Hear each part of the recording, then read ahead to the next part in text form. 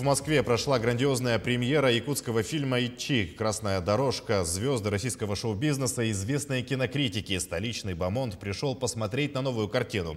На светском мероприятии побывал и наш московский СОБКОР Максим Кардозу.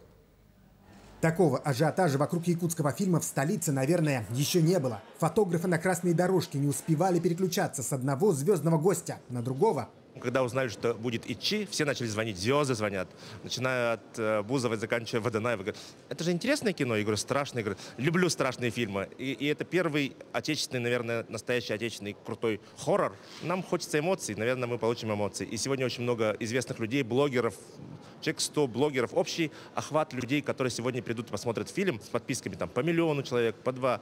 Где-то 12 миллионов человек увидят в сторис кусочки «Ичи». Круто? Фильм рассказывает о молодой семье, которая сталкивается с силами потустороннего мира. Работа над картиной шла больше 2 лет, и вот, наконец, она выходит на большие экраны.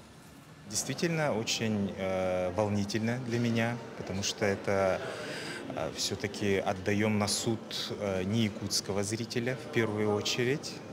Первая премьера, точнее. Это ответственность очень большая. Вот как воспримут жанровое якутское кино, тем более хоррор мистический, московская публика.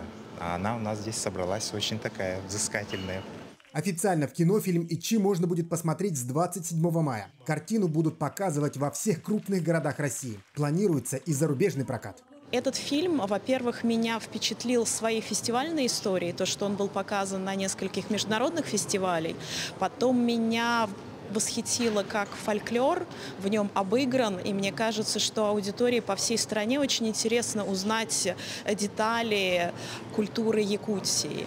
И мне очень хочется верить, что аудитория будет его активно смотреть во всех городах, не только в Якутии, и мы сможем привлечь широкую аудиторию в кинотеатры. Сейчас идут переговоры, наши дистрибьюторы готовятся к Каннскому кинорынку. После него уже определятся страны. Ну, на сегодняшний день мы точно знаем, что это Юго-Восточная Азия, Америка, Канада, само собой, страны Европы, Африка и прочее, прочее.